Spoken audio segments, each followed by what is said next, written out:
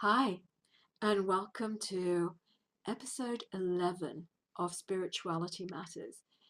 In today's episode, we are going to actually talk a little bit about liberating touch and the practice of LT.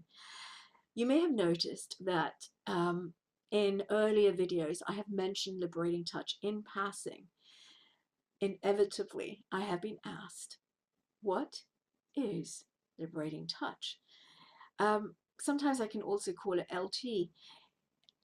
And it will make more sense when I say this. Liberating touch is the practice of love and truth. LT. It is a restorative union of ancient wisdom and modern healing that helps you navigate life with presence and power. A transformative spiritual art that weaves together Vedanta philosophy and contemporary energy therapies. At its most fundamental, it has four clear directives, also known as the four tenets of liberating touch. So the first one is truth.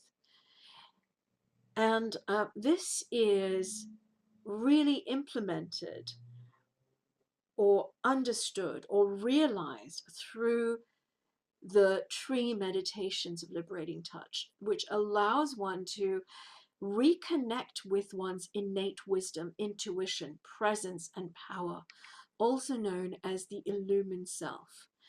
The second directive or tenet is self-responsibility. And this is practiced via meditative inquiry and unconditional listening. And the reason for this is to experience confidence in the wisdom, to experience trust in your innate knowing. The third directive is peace. So this one is to discern what erodes your self-respect, what erodes your self-confidence, and what supports your trust and faith in who you are in yourself, and to detach from anything that no longer serves this truth, this self-responsibility within you, and that brings about peace. The fourth tenet, so first truth, second self-responsibility, third is peace, and fourth is love. To embrace every facet of life, being, breathing, doing, as the flow of divinity, as perfection. Now, I know this seems easy in words, but in implementation, it can feel like leaping off a metaphorical cliff and trusting that you remember how to fly. You know, oddly enough, when the time is right and we are ready, having done the work, knowing who we are, and taking self-responsibility, experiencing peace, deepening our understanding of love, as we practice this, when we are ready and having done this work, we do leap off that metaphorical cliff, that cliff of comfort, conditioning, habit, limitation, to discover that we have wings of faith and trust, wings of patience and purity, wings of forgiveness and gratitude, and we can soar on the currents of creation, flying on the thermals of love and truth. If you'd like to learn more, visit the liberatingtouch.com website. There's a gift waiting for you if you haven't already received it. And it is the gift of the Liberating Touch Intro Guide. It's available for everyone with no strings attached. So you don't have to leave your email address. You can just download it when you'd like. So what is Liberating Touch good for? It's myriad, many. It is multi-purpose because it is a spiritual art. So therefore it encompasses the body, the mind, the life, your relationships. It's good for understanding trauma, reconnecting with heart-centered wisdom, unlocking creativity, helping and knowing what it is that your body, your mind, and your spirit thirsts for. You know, if you're interested, please go to the website and connect with a Liberating Touch facilitator. One could say that Liberating Touch facilitators are healers of wounded creativity. They reconnect the mind with the heart. They bring you home to yourself.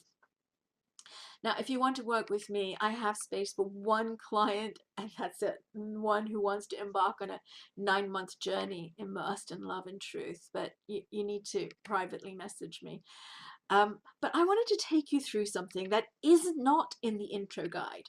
And it's something that we take students through at one of the 8-day classes, or the Heart of Understanding class. And it's called the I Am meditation, or the I Am sequence. It does not belong to Liberating Touch. And the reason I use this is at the beginning, I spoke about how Liberating Touch marries Vedanta, ancient wisdom, with modern healing techniques. So you could say English is kind of a modern language, and how we hold our place our fingers and access and know that this can harmonize our energy system is now being recognized. So it can be modern, although it's ancient. But the actual I am part, that is from Vedanta, that is from the Vedas. This exercise is spoken about in the Upanishads. So the exercise is, as you breathe in, we're going to do it together. We're going to breathe in. Inhale and exhale. So you need to be able to focus on the breath. Inhale, exhale. The next part of the exercise is this. Inhale with the word I, exhale with am, and slow it down and let your mind fill in the blank. I am okay. I am tired. I am annoyed.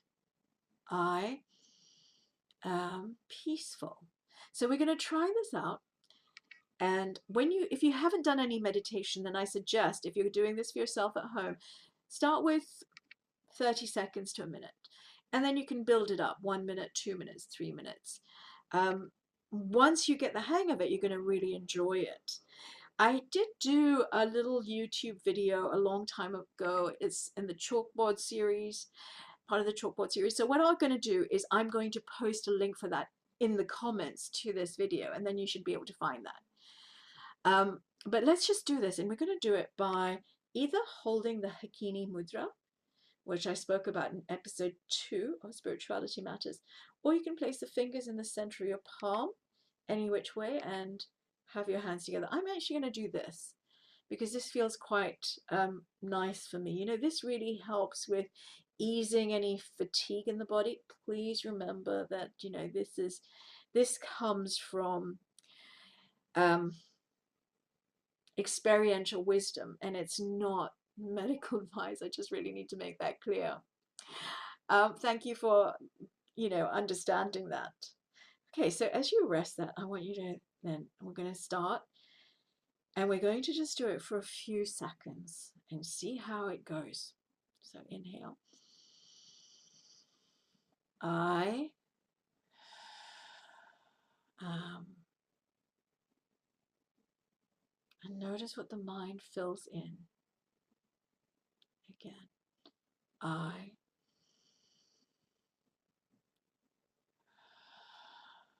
am.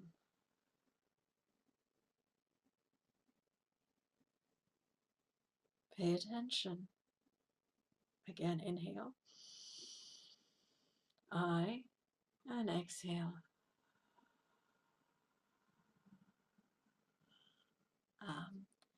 And you'll find that the space grows between the thought and what is going to be filled in. And when this happens, so as you do this, I am, and you wait for the mind to fill in that blank, what you're really doing is creating a space for the awareness, your heart awareness, to arise within you. And as that heart awareness arises, It reminds you that you are consciousness. You are divine. You are good. You are beautiful. So once again, inhale. I am. I am. I am. And this practice has been adapted from the practice called the Soham meditation, Soham Dhyana, or Dhyana on I am that I am that I am. And eventually what happens as you practice this, the recognition of I am that, the one Brahman consciousness arises beautifully, perfectly, gloriously, magnificently, because that is the truth. You are divine. You are love. You are truth. Self-responsibility is acknowledging this, growing in this. Peace is trusting it, having faith. And love occurs because you know this now. So there is, how can you not love? It becomes your nature. That is your nature, because love is truth and truth is love. When this wisdom lands, there is joy. Love is truth and truth is love. When this wisdom lands, there is joy. May you live in the joy of love and truth. And that's it. We're done for today. In closing, I'm going to close once again with that blessing. For may all the beings in all the worlds experience contentment, peace. Samasta loka sukhino bhavantu. Samasta loka sukhino bhavantu.